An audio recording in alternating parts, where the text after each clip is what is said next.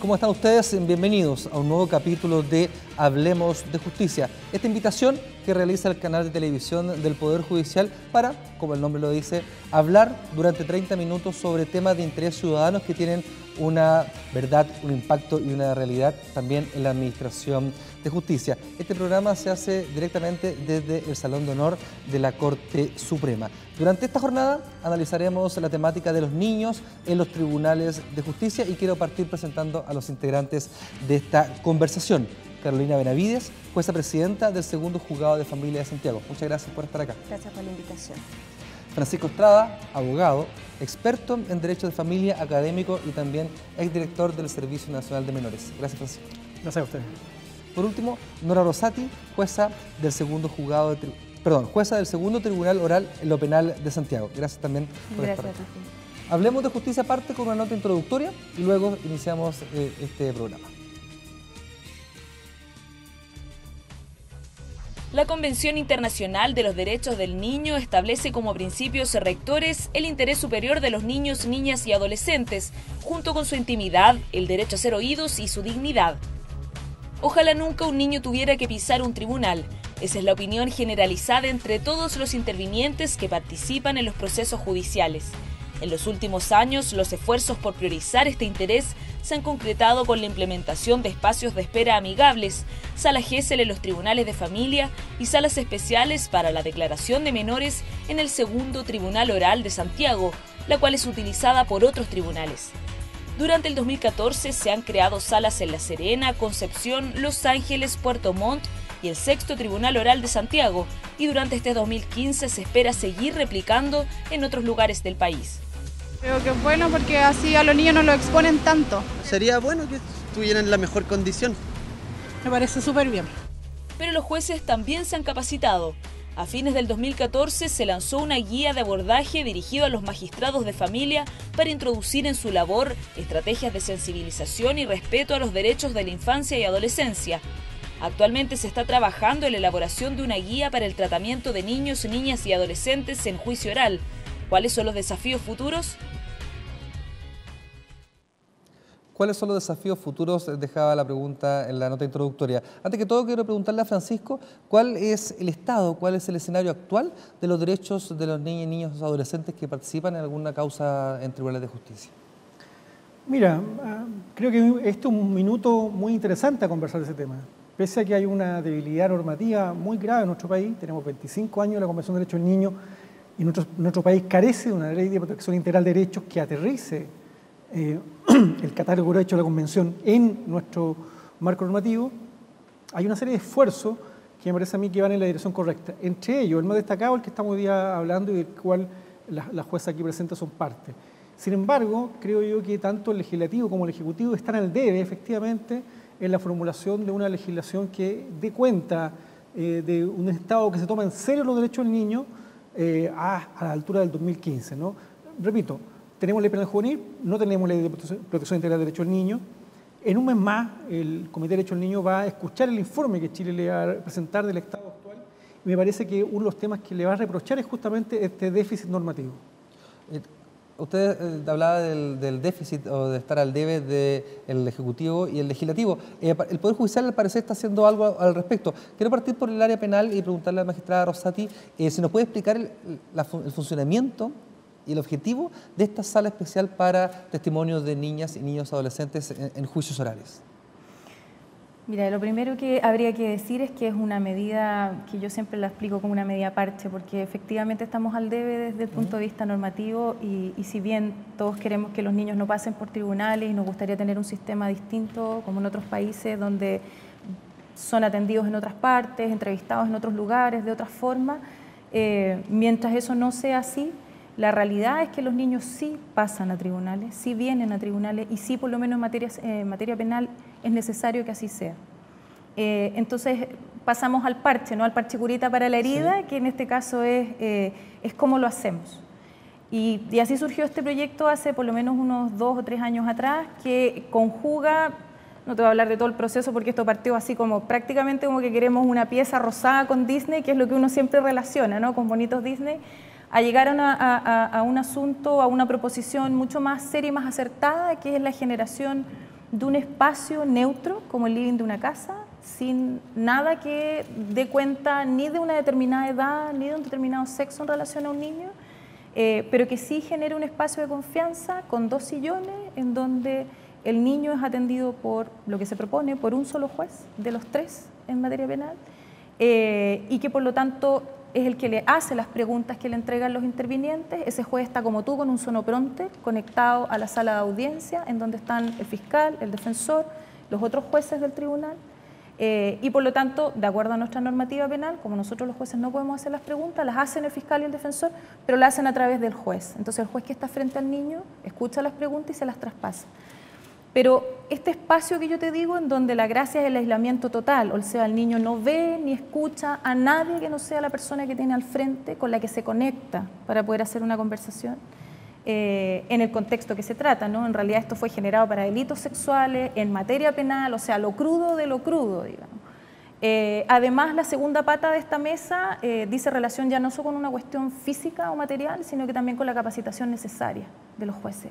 Y eso es algo a lo que le hemos apuntado y hemos seguido trabajando y vamos a tener que seguir insistiendo, y es que no se trata solo de un lugar, sino que de una forma de abordar al niño.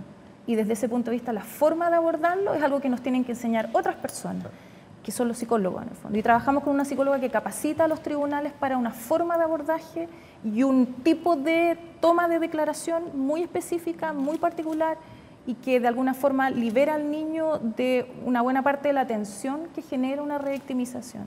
Seguiremos hablando de este ejemplo en materia penal. Quiero pasar a familia. Carolina, hace pocos meses se inauguró una sala Gesell dentro de su tribunal. Quiero que nos explique, por favor, el objetivo y la diferencia que puede tener en el tratamiento del niño una sala Gesell a una sala de interrogatorio.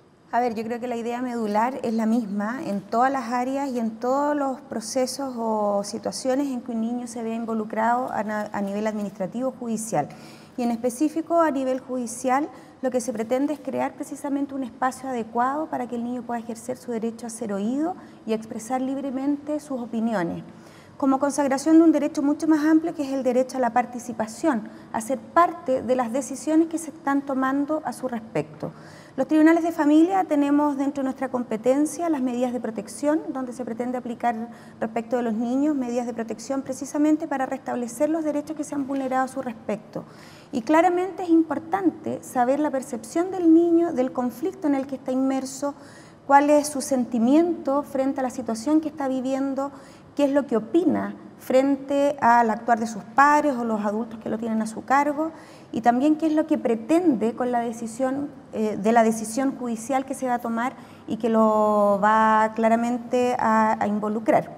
Y en ese contexto es importante que el niño pueda ser oído en un ambiente adecuado, que pueda entablar una conversación con la persona que tenga las competencias también adecuadas, y en un ambiente de privacidad por respeto a su dignidad. En este caso, quien conversa con el niño no es el juez, ¿cierto? A diferencia del sistema penal. En nuestro sistema se ha sugerido que sea un consejero técnico, que puede ser un psicólogo o un asistente social, quien guíe la conversación, y el juez está al otro lado de la sala, atrás de un espejo. No es visualizado por el niño, pero el niño sí sabe que está el juez que va a decidir su situación al otro lado, viendo esta conversación y escuchándola a través del sonopronte. Francisco, un niño tiene que estar en tribunales, tiene que pasar por tribunales si tiene relación con el sistema penal o tiene relación con el sistema de familia. Sabemos que es un derecho, ¿cierto? Pero ¿cómo se comporta el menor dentro de este escenario? Y quiero preguntarle a nivel de experto usted si efectivamente la causa necesita como una exigencia tener la participación del menor en el conflicto que se va a... Hay dos cuestiones en las que tú planteas. Uno, como dice la magistrada Rosati, idealmente los niños no deberían ingresar al sistema de justicia y deberíamos contar con otros escenarios, tanto de desjudicialización como de espacios de mediación y otro tipo de instancias que eviten el ingreso de un niño a un sistema que, por más esfuerzo que hagan los actores del sistema, siempre va a ser hostil, amenazante. Pero una vez que ha sido necesario que el niño ingrese a esta máquina, me parece que el Estado tiene una serie de deberes respecto a ese niño. Y esos deberes, y esa me parece a mí una de las cuestiones más interesantes de esta serie de prácticas que se está embarcando el Poder Judicial, tienen que ver con que son derechos del niño, no son concesiones graciosas, dádiva, choreza, que duran lo que dura la autoridad a cargo. Yo me ha tocado los últimos 10 años ir a distintos encuentros latinoamericanos y siempre uno va y hay alguna choreza uruguaya, brasilera, mexicana, y a los 2 años uno va al mismo país y eso se acabó. Funciona, claro. Se acabó. Entonces, a mí me parece tremendamente importante que la experiencia de la sala Gesell y la sala que está implementándose en el sistema penal se vayan consolidando paulatina y progresivamente, que haya estudios, que la monitoreen. Me parece muy interesante los mecanismos de capacitación que se han generado a través del diplomado de convenio del Poder Judicial con la Fundación para la Justicia y la Católica, porque son aquellas instancias que van a ir fortaleciendo. Yo creo que tienen que abordar a todo el mundo. Tiene que abordar hasta, para hacerlo muy francamente, hasta el guardia que está en la entrada. O sea, hacemos un sistema espectacular en la sala del tribunal de la magistrada Rossetti. No sé en qué piso está la sala, ¿no? Pero antes ahí hay que pasar por el guardia. Y el guardia es tremendamente hostil, agresivo. A mí me tocó la semana pasada estar en un tribunal en que el guardia fue increíblemente hostil conmigo. Y yo iba simplemente a saludar a una persona. Ese tipo de cuestiones son muy relevantes. Todos los empleados son tremendamente significativos. Para ponerlo en positivo, hasta hace un tiempo atrás en el Centro de Medidas Cautelares de Santiago, en el 10º piso, había un guardia ítalo que era un tipo que pareciera que hubiera tenido formación, porque era alguien que ayudaba a contener, llegaba agüita a las mamás, que no está, pero ese es el tipo de personas que a veces hace la diferencia. Entonces, eso es muy relevante, que sea un derecho que se vaya instalando progresivamente y que tenga una serie de resguardos, y nuevamente yo creo que hay algo positivo, que esos resguardos no son solamente el personal, es también la infraestructura, son también la rutina de trabajo, pero además también, y eso ojalá que se instale también, son los indicadores de gestión.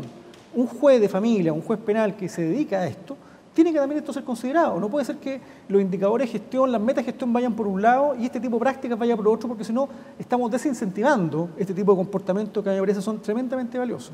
Dejo la pregunta que hace Francisco, o sea, ¿esto es una choreza del Poder Judicial o tiene una mirada de política pública en el largo plazo? ¿Cuál es el balance que podemos hacer de la realidad de la sala Gesell y también de la realidad de las salas especiales para niños en juicios orales? Al menos lo que yo he logrado rescatar en este tiempo de funcionamiento, y a propósito de la inauguración de la sala Gesell, los niños del Consejo Asesor de Sename dieron cuenta de que están absolutamente satisfechos con la creación de este espacio. El saber que los jueces están siendo capacitados, esa era una inquietud de ellos y lo manifiestan de esa forma, que la gente que los escuche, que genere esta conversación, se esté preparando, que sea ojalá una sola persona. Ellos también hacen ver la necesidad a veces de ser oídos por el juez y no necesariamente por el consejero técnico. Hace la diferencia. Y ese es un tema que está en desarrollo, porque si bien la guía de abordaje sugiere que sea un consejero técnico, nada impide para que el juez en alguna oportunidad sí pueda intervenir en la conversación. Y de hecho lo hace indirectamente por ahora, salvo que algún niño lo pidiera de otra forma, a través de preguntas directamente al consejero técnico que está entrevistando, de manera de que el consejero técnico igualmente es un portavoz de la necesidad de algunas respuestas para el juez para resolver de la forma más adecuada. ¿Nora? Yo, sin perjuicio de que ahí haría una diferencia, ¿no? En relación a, yo creo que le pregunta a cualquier juez penal y por él, ojalá no tuviera que pasar por esto de enfrentar a un niño víctima de algún delito, ni menos del tipo de delitos que los recibimos. Y por lo tanto, de alguna forma el proyecto parte postulando de que lo ideal sería que pudiera, en normativa penal, echarse mano de un psicólogo que pudiera entrar por nosotros y quedarnos nosotros tres afuera de la sala de audiencia mirando a través de la pantalla. Sin perjuicio de ello, creo que en lo que va a tu pregunta, yo creo que es como que cuando uno dice la vida me está empujando a esto, yo creo que hace mucho rato las circunstancias nos están empujando. Si tú me hablas de una política pública, yo creo que el Poder Judicial ya está jugándosela por una señal diciendo, bueno, si nada se hace alrededor, nosotros que somos los que cargamos con el problema diario y doméstico, sí vamos a hacer algo al respecto. Yo creo que esa es una potente señal en lo que se está haciendo, los recursos que se están invirtiendo y la forma en que esto se está abordando. A mí me ha tocado tratar de tomar contacto con todas las cortes de apelación del país para empezar a implementar las salas, digamos, en Chile, y la recepción que hemos tenido ha sido potente, desde el juez que está en una isla y que dice, por favor, yo me quiero capacitar, yo quiero entender esto, yo quiero hacerlo bien, hasta ministros y gente que quizás pudiera tener más poder para incidir en ciertas decisiones, que dice, sí, yo también quiero ser parte de eso. Pero yo creo que, y termino en un segundo, yo creo que si tú miras de afuera, de alguna forma te das cuenta que llevamos por lo menos unos 4 o 5 años hacia una dirección, que es cambiar esto. Sí. Y eso es algo que tú lees en las universidades, en un símbolo tan potente como lo que se decía aquí recién en relación al diplomado sobre niños y delitos sexuales que firma la propia Corte Suprema con la Universidad Católica y con Amparo y Justicia, pero también los movimientos para revisar la forma en que abordamos, la forma en que entrevistamos, lo que pasa desde que el niño le dice a su mamá que le pasó algo hasta que llega a tribunales. Yo creo que de alguna forma, pese que más de alguien puede ser reacio a los cambios, ¿no? Porque a los jueces somos duros para los cambios, como que todo nos está empujando a revisarnos y a cambiar esto. Y yo creo que eso es potente, súper potente. Y el Poder Judicial, creo yo, lo estoy diciendo a lo mejor en forma como muy abanderizada, pero lleva la batuta ahora. Sin duda estos cambios son de infraestructura, de aprendizaje, pero también culturales. Sí. Y por eso se demoran más que dar una orden y se implementen. Nosotros siempre en estos programas queremos hacer partícipe a la ciudadanía, a los usuarios de tribunales, para que participen dentro de la conversación, y tenemos algunas preguntas de los ciudadanos que los invito a responder. Vamos con la primera pregunta. ¿Hay espacios especiales para los niños en tribunales? Esta pregunta quiero dividirla en dos. Uno, a Francisco como experto y como litigante, ¿cierto? ¿Qué esperaría un abogado que representa a un menor o a una familia con problemas de un menor que lo reciba en los tribunales? ¿Cómo debería ser la lógica? Yo no adelantaba un poco en que deberían ser todos partícipes, desde el guardia, ¿cierto? O de la persona que da la información en la recepción de un tribunal. Primero parto con usted. Sí, el momento de escucha requiere un lugar especial, y eso es lo que estamos aquí conversando, y esa es la experiencia, me parece a mí, más la punta lanza, como dice la magistrada Rossetti. Pero hay otras cuestiones también, es decir, la sala de espera, y también lo dice el Comité de Derechos del Niño, la observación general número 12, que se vincula, que se refiere justamente al derecho a ser oído, requieren los niños también sala de espera idónea, ¿no? Cuando partió la Justicia Familia, yo estaba en el Ministerio de Justicia, teníamos el anhelo de que hubiera salas especiales con personal, y lamentablemente eso, por muchos problemas, ¿no?, que hubo en la implementación de Justicia Familia, no logró el lugar que se requería. Pero creo que sigue siendo una cuestión, ¿no? Los flujos de acceso a los tribunales tienen que ser también idóneos, ¿no? Hay muchos tribunales en los cuales, nuevamente, no es que haya ninguna prohibición, pero la barrera de entrada es física, ¿no? Yo dificulto, no he sabido nunca que un niño haya ido por sí solo, sin nadie más, sin ningún adulto, a interponer una medida de protección a su favor, ¿no? Porque hay una serie de cuestiones de que hay que pasar acá, hay que entrar, hay que vencer una resistencia de un lugar que es solemne, que como en todas partes, sí. Esto no es un problema chileno, esto es un problema de todos los países. Por lo tanto, hay que ser más imaginativo, me parece a mí, en establecer causas de este tipo. Pero además hay que tener especial cuidado con algunas poblaciones especiales. Hemos tenido una grave crisis con los niños en los hogares en los últimos años, ¿no? Hay un informe de la Comisión Investigadora, un informe del Poder Judicial muy potente, y a mí me parece que es una población que merece una especial atención y cuyo derecho a ser oído, me parece, tiene que buscar mecanismos novedosos. En el mundo penal juvenil se han intentado, y hay algunas zonas en que se han establecido mecanismos vía videoconferencia, vía Messenger, vía Skype, entre Defensoría y los jóvenes en los centros. A mí me parece que los niños en los hogares deberíamos intentar ir hacia allá con mecanismos novedosos que aseguren y faciliten el derecho a ser oído. Carolina, le dejo la palabra. Yo creo que uno de los espacios donde también los niños pueden ser oídos es a propósito de las visitas que realizan los tribunales de familia a los niños que se encuentran ingresados en residencia como medida de protección. Los tribunales de familia tenemos la obligación de visitar periódicamente nuestros hogares y a nuestros niños. El Acta 37 ha instruido además el llenado de ciertas fichas que permiten mantener la información del niño actualizado de acuerdo a las medidas, cómo han ido avanzando, cuáles son los objetivos que se propusieron al momento de su aplicación y cómo se han ido logrando estos objetivos. Y en el momento de la visita al hogar, para poder llenar esa ficha, uno puede generar ese espacio y de hecho pide a los directores de los hogares que los niños permanezcan en la residencia al momento de hacer la visita, de manera de poder ofrecerles la posibilidad de ser oídos. Y ese es un espacio que generalmente se hace en las mismas dependencias, al aire libre. Me parece a mí que no tan inadecuado.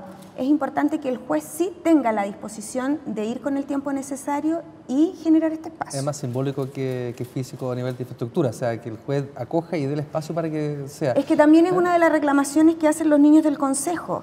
que los jueces sean más cálidos, que es. se pongan un poco más en su lugar, que sean más empáticos. Y ese es un tremendo desafío para quienes tomamos decisiones respecto a los niños. Antes de la siguiente pregunta, Nora, ¿cómo se enfrenta un niño a un tribunal oral o penal de cualquier ciudad de Chile? Hasta ahora en una forma atroz, diría yo. O sea, lo que le toca vivir a un niño que va a tribunales, hay que decirlo, es espantoso. Es la segunda patada, como digo yo, que de repente suena como...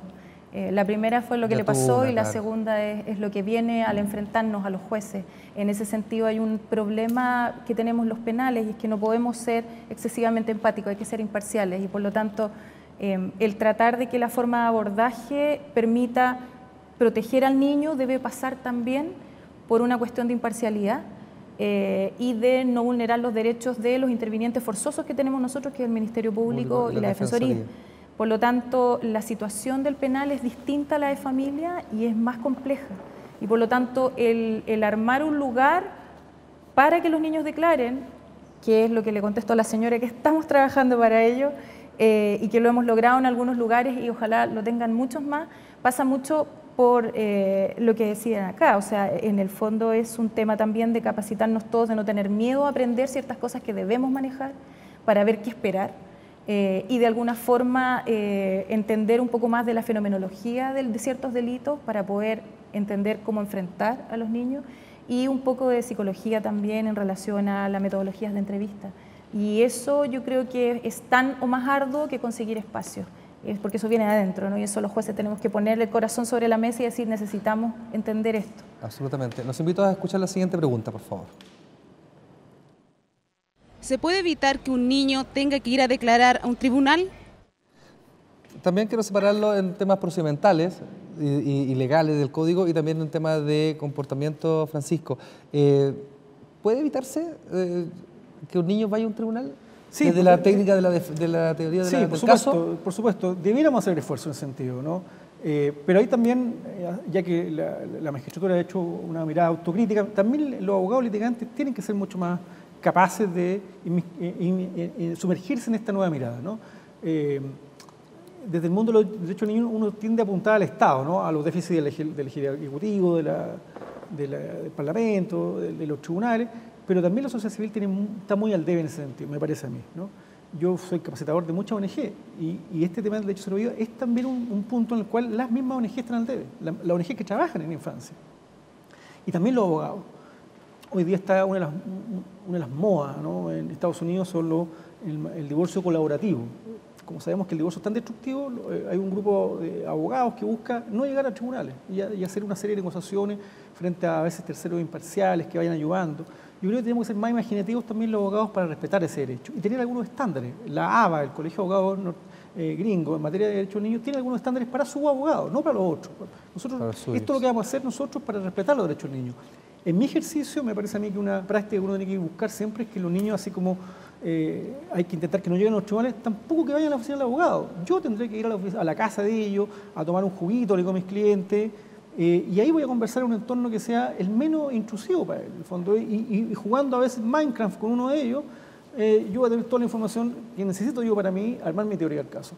Llevar al niño a la oficina del abogado a que sea consultado me parece a mí un error que replica esas viejas prácticas que queremos desterrar. Sí, y en el sistema de justicia, la valoración de la prueba penal, por ejemplo, o el contacto que tiene directamente el juez de familia con el niño, ¿podría llegar a evitarse en algún minuto o no? En nuestro caso, cuando hay pericias que ya están en camino, por ejemplo, cuando se ha derivado antecedentes desde el Ministerio Público con ocasión de un delito y hay una posible vulneración, el tribunal intenta prescindir. Y se está esa pericia o se pide que se complemente esa pericia de manera que el niño sea expuesto a una nueva conversación o peritaje o entrevista con unos únicos profesionales que permitan darnos la información tanto a nosotros en sede proteccional de familia como a la sede penal. Pero hay otros casos en que si no hay pericias de por medio resulta necesario y se le ofrece la posibilidad a los niños. Ahora, la posibilidad de los niños de ser entrevistados o no es un derecho que ellos pueden elegir. Sí. Uno les ofrece la posibilidad y la única forma de hacerles saber que tienen la posibilidad de ser oídos por el juez o por quien va a decidir es ir a tribunales y finalmente ser entrevistados. ¿Y en penal se puede manifestar ese derecho? Parece que en la práctica no, al menos. En penal estás viendo hay que verlo de otra óptica. Por eso hacemos la diferencia entre familia y penal. En ese sentido, en materia penal, el niño es un medio de prueba de delitos que generalmente no tienen testigos. Claro. Y por lo tanto él es el único que puede dar cuenta de qué pasó y cómo pasó. Otra guitarra podemos tocar si es que pensamos que el niño puede ir por una vía de prueba anticipada, como decía Francisco, o sea, buscar todos los arreglos sin ley, digamos. No te estoy hablando de una ley en donde tengamos entrevista única, en un lugar especial, por un psicólogo, no, te estoy diciendo el que ocupemos la prueba anticipada, que no se ocupa mucho, se ocupan muy pocos casos, donde también va a tribunales, ¿no? También puede ser una sala especial, pero por lo menos por lo menos un par de años antes de que lo vea yo en tribunales orales, y eso ya es un avance, ¿no? Porque de repente uno, el niño que ya viene en camino de ser reparado, llega y yo lo hago retroceder en el tiempo y volver, eso se evitaría, ¿no? Pero como están las cosas hoy, te soy bien sincera, el niño es necesario. Se siente necesario por el hecho de que en la mayoría de los casos, como te decía, cuando no se trata de niños testigos, sino que de niños víctimas, él es el único que tiene la versión de qué pasó y cómo pasó. Ahora, hay casos en donde de repente uno se plantea decir, bueno, puede que en este caso en particular este niño no hubiera venido el psicólogo que lo entrevistó, el profesor, etcétera, etcétera, pero uno entiende que desde el punto de vista del persecutor, no del niño, porque el niño yo creo que por él quisiera solamente olvidar y no ir a ninguna parte, pero desde el punto de vista de la persecución penal, el riesgo es muy grande cuando trae solamente testigos de oída y a quien lo vivió en algo tan particular que tiene una fenomenología muy, muy especial, no lo traes, el riesgo de la acción penal es grande. Sí. Por lo tanto, te diría yo que en el sistema en el que estamos, sin ley y en cómo estamos, pareciera como forzosa la presencia del niño, sobre todo porque la defensa, si bien no directamente, pero a través del juez, si tomamos la modalidad de la sala especial, tiene derecho a hacer preguntas. Y todos quisiéramos, si estamos en el banquillo de los acusados, que así fuera. Entonces, haciendo este equilibrio que yo te decía tan difícil en penal, hasta ahora necesitamos al niño. El tema es, necesitándolo, cómo lo vamos a abordar y cómo lo vamos a tratar, mientras no tengamos ley. Sí, Francisco. Hay un punto también que no es del sistema de justicia, pero no de los tribunales, que tiene que ver con los déficits de los peritos, ¿no? Me parece a mí que hay un desafío también para la sociedad civil, para los equipos académicos, de establecer estándares mucho más sofisticados y concordados, con base en evidencia, en torno a algunos peritajes. Lo que yo observo cotidianamente son peritajes de muy baja calidad, por personal que muchas veces no cuenta con la cualificación necesaria, y donde la discusión sobre idoneidad lamentablemente a veces se da en penal y no se da en familia, muchas veces. Yo fui director del Sename y por supuesto tengo un gran aprecio por los equipos del Sename, pero tiene que ver con la forma de trabajo del sistema. Si usted le entrega muy pocos recursos a un DAM, usted lo que tiene es alta rotación de personal y por lo tanto el informe que le entrega ese DAM muchas veces es de mala calidad, no porque sean malas personas, es porque eso es lo que estamos pagando como Estado. Sí. Y sin embargo hay poca capacidad de escrutar efectivamente quién es esta persona que realizó este informe, bajo qué estándares lo hizo, cuál es su marco teórico. Me parece a mí hay una zona gris ahí que tampoco yo iría con ley encima. Es un tema me parece a mí, de las sociedades profesionales que tienen que dar algunas luces más claras en ese sentido. Sí. Los invito a ver unas cifras y unos datos estadísticos para iniciar así el tercer bloque de este programa. 22 tribunales del país cuentan con sala Gesell. Un total de 86 niños, niñas y adolescentes han declarado en sala especial en 65 juicios orales realizados en los tribunales orales de Santiago por causas de delitos sexuales y maltratos físicos desde mayo de 2013. Entre los años 2013 y 2014 egresaron 908 niños, niñas y adolescentes que restituyeron su derecho de vivir en familia. El 2014, el Consejo Asesor del Sename, compuesto solo por menores de edad, entregó una propuesta al presidente de la Corte Suprema que abordó 6 puntos relacionados al trato que reciben los niños que deben asistir a los tribunales. Estuvieron acá, en este salón, los miembros del Consejo Asesor del Sename se reunieron con el presidente y el presidente emitió esta carta de 6 puntos que también fue informada a todos los jueces penales y de familia de Chile. Para ir concluyendo este programa, quiero preguntarle los balances de la implementación de Sala Gesell. ¿Cómo usted ve un caso tramitado en Sala Gesell a otro que hubiera sido durante su tribunal en 3 años atrás o 4 y también en penal? ¿Han visto buenos efectos? tiene efectos reales entre el comportamiento del niño y cómo se va el niño después de esa audiencia, y también en el tema judicial. O sea, usted pudo tener una valoración real de la prueba mejor que si hubiese sido directamente en la sala de audiencias, por ejemplo. Quiero terminar este programa con los balances que hacen ustedes de esta política pública. Me parece a mí que la implementación de la sala Gesell vino a cambiar los paradigmas de todos los que funcionamos e intervenimos en los procesos judiciales. Y eso es lo positivo. En términos concretos de lo que puede significar o no la sala Gesell para el niño, depende de la opinión de cada uno de ellos. Hay algunos que le agrada y otros que, no obstante ser un espacio creado para ellos, con gente capacitada para escucharlos, igualmente no quieren intervenir ni participar, porque se sienten vulnerados, estresados. Pero para aquellos que sí lo quieren hacer, me parece a mí que es un espacio adecuado. Pero sin duda que lo más significativo de la implementación de este proyecto es el cambio de paradigma para todos quienes intervenimos en esto, de sensibilizarnos con la situación de los niños que requieren de un espacio especial para ser oídos, de la posibilidad de expresar libremente sus opiniones y de que éstas sean debidamente consideradas conforme a su madurez. Nora, esta sala especial logra contener los derechos de todos los intervinientes del sistema penal, por ejemplo, no solo situados en la mirada del niño, sino también de los demás que son los que están participando en un juicio. Yo creo que hay que hacer un doble balance. El primer balance es en sentido inverso a como lo dibujaste en la pregunta. Creo que la sala en ningún caso ayuda ni a condenar más ni a absolver más. Creo que el resultado del juicio es absolutamente independiente y debe ser así, de lo que logra la sala. Y eso yo lo digo con orgullo porque de alguna forma uno de los miedos de la Defensoría Penal Pública era que esto se convirtieran en condenas inmediatas porque empatizábamos con el niño al estar... Eso no es real, eso no ocurrió y eso se midió, porque de hecho el último informe que se hizo a la Corte Suprema antes de que se confeccionara el auto acordado y se votara por él, decía relación con eso. Por lo tanto, los resultados procesales son inocuos a la sala. Ahora, en lo que se refiere al niño, las mediciones dieron cuenta en conversaciones con cada uno de los tipos de intervinientes en una serie de causas y lo que pudimos apreciar los jueces del piloto es que el cambio es muy notorio. Es muy notoria la regulación emocional que logra el niño al hablar con una sola persona en un lugar cerrado donde sabe que no va a entrar nadie más. Es muy particular la limpieza de alguna forma, ¿no? Porque por eso yo siempre hago disquisiciones, porque alguien me podría decir, oiga, hasta ahí el niño ya había hablado 9 veces antes con 9 personas, así que el daño ya se lo hicimos. Bueno, obviando todo aquello en lo que al tribunal importa, ese niño me da a mí de alguna forma una versión más limpia, porque está fuera de factores distorsionadores, como son la presión de los abogados, la presencia de un montón de gente, el pudor de hablar, por ejemplo, de una cuestión sexual que le pudo haber ocurrido. Al sacar una serie de factores distorsionadores, el niño está más libre y por lo tanto, como medio de prueba, lo que entrega viene más limpio, si se pudiera explicar de alguna forma. Eso también es algo importante. Y la percepción de ellos es muy importante. O sea, hay causas incluso de connotación pública que se hicieron las declaraciones ahí y las propias niñas dijeron, me siento bien aquí, me gusta. Hay niñas que dicen, o niños que dicen, yo pensé que iba a estar con un montón de gente, me agrada estar acá. No significa que no vayan a padecer un sufrimiento porque tienen que hablar de algo desagradable, algunos no hablan más de lo que uno pudiera pensar, algunos lloran, etcétera. Pero de alguna forma el lugar y la manera en que el juez tiene que estar preparado para abordarlo, sin apapacharlo, digo yo siempre, sino que abordarlo a la distancia y lograr algo que los psicólogos le llaman rapport, pero en el fondo es una conexión con él para poder hablar.